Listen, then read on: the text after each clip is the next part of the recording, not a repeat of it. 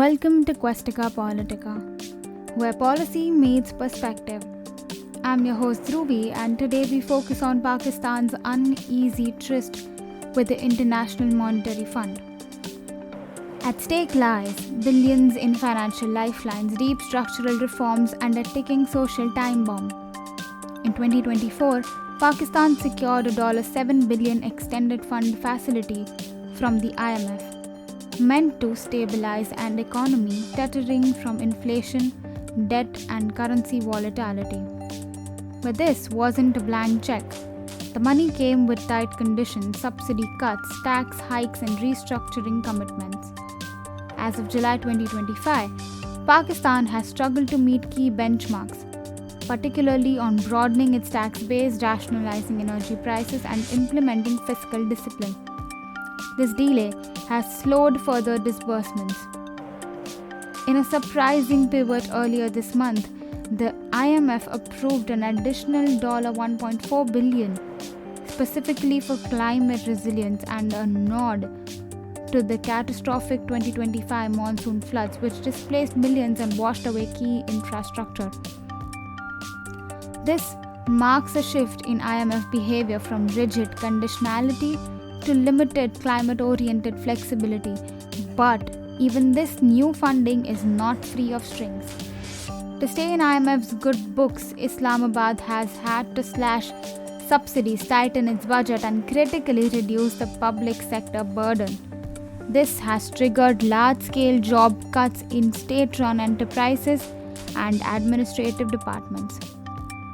In June 2025, reports emerged of layoffs in Pakistan's steel mills, Pakistan Railways, and even provincial education boards. The government claims this is part of rationalizing excess headcount. Critics call it economic butchery. Over 40,000 jobs are estimated to be on the chopping block, many without clear reintegration plans. The ripple effects are clearly visible. Consumer demand is softening, public anger is simmering, and the street protests are on the rise in cities like Karachi and Lahore.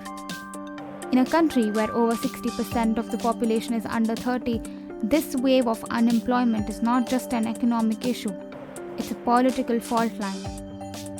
The government's economic survey for financial year 2024-25 projects a 2.7% GDP growth rate, just a hair above the IMF's 2.6% estimate.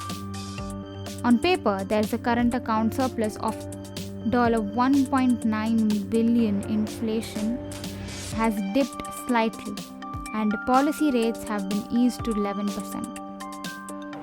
But these are all fragile gains. Analysts warn that the upcoming IMF review, likely in late 2025, could lead to tougher benchmarks for 2026.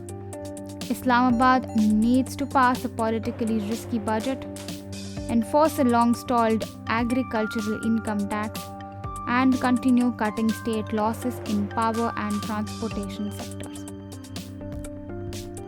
All of this while maintaining public order, rebuilding flood-hit regions, and restoring investors' confidence. Let's look at the bigger picture. Pakistan is not alone.